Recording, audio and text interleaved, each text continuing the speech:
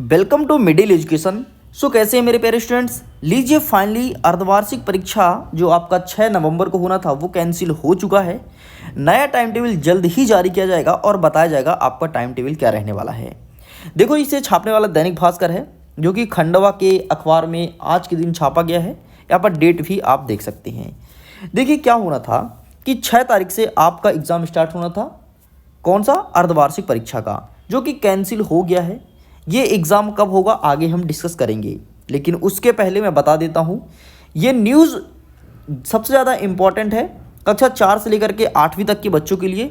अगर आप 9वीं और 10वीं में हैं तो वीडियो के एंड में मैं थोड़ा सा हिंट कर दूंगा कि आपका अर्धवार्षिक परीक्षा कब होगा। ठीक है, तो देखो, अगर आप कक्षा 4 से लेकर के 8वीं तक के विद्यार्थी हो, फिर आपके पहचान में कोई यार दोस्त भाई सहेली कोई भी हो, तो आप उसको ये जरूर बता देना कि उसका अर्धवार्षिक परीक्षा जो कि 6 नवंबर से होना था वो कैंसिल हो गया है। अभी उसका नया टाइम टेबल जारी नहीं किया गया है, जल्द ही उसका टाइम टेबल आ जाएगा। कैंसिल होने का रीज़न क्या है? तो देखो, चुनाव का माहौल पहली बात, और दीपावली की छुट्टी। बेटा मैं बता देता हूँ, दीपावली की छुट्टी एक बहाना है, ऐसा कुछ नहीं है। मेन है चुनाव, और चुनाव के कारण ही आप सबका एग्ज़ाम कैंसिल हो रहा है। इसी चुनाव के कारण कक्षा 10वीं और 12वीं की वार्षिक परीक्षा फरवरी माह में हो रही है। देख लो, आर्टिकल में स्पष्ट रूप से लिखा है कि प्राथमिक और माध्यमिक स्कूल में होने वाली अर्धवार्षिक परीक्षाएं स्थगित, मतलब रोक दी गई है। आर्टिकल में लिखते हैं कि दिवाली और चुनाव के चलते प्राथमिक व माध्यमिक स्कूल की 4वीं से लेकर के 8वीं तक की अर्धवार्षिक परीक्षा स्थगित कर दी गई है।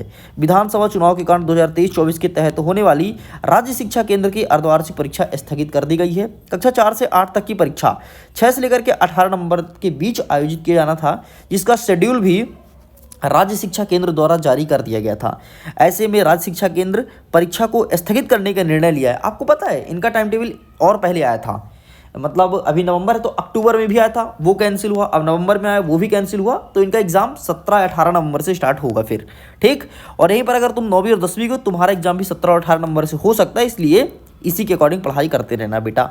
आगे देखते हैं, चुनाव और दीपावली के अवकाश के अलावा सबसे बड़ा कारण पेपर पब्लिश नहीं होना भी है। मतलब पेपर पब्लिश किया ही नहीं है, पेपर अभी छपा ही नहीं है, पेपर बना ही नहीं है, तो इनका एग्जाम क्या लेंगे? देख लो, ये है चुनाव का नतीजा और ये है एमपी बोर्ड की लापरवाही।